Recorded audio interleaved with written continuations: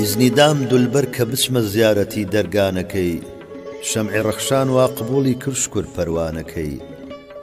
ئاسمان حەقیە بەخیل بێت و فڕێدا مانگ و خۆر، لەو دەمەی یار خۆی نواند و هاتە ناو هەیوانەکەی.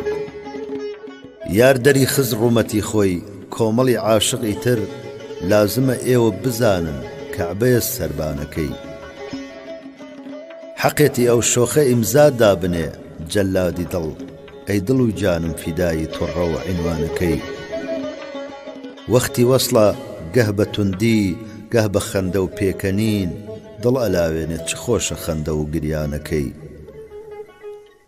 یارە گەر بێت و بڵێ زوحاکی تازەم حەقێتی، شاهدن بۆ مدعای دوو ئەژدەهای سەرشانەکەی.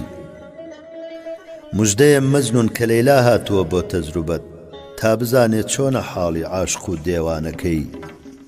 جەژنە لای عاشق کە معشوقەی بە ناز و پێکەنین، دێتە سەیری تا بزانێ چۆنە قوڕپێوانەکەی. موو لە پەنجەم بێتە دەر گەر دەست ببەم بۆ پیاڵە من، گەر ببێت دەستم کەوێت دوومەمچی وەک فنجانەکەی. خوێنی چاوی کوردەکانە بۆ وەتەن شیوەنەکەن، بۆیە وا لێڵاو و سوورن تانجەرە و سیروانەکەی. وعدەی دابوو کە دڵخۆش کات سەراسەر قەومی کورد، حەیفی کردوا زووشکاندی وعدە و پەیمانەکەی. مەزهەب و دینی لە قەبرا لێی بپرسن وا ئەڵێت، خاکی کوردستانە ئەحمەد مەزهەب و ئیمانەکەی.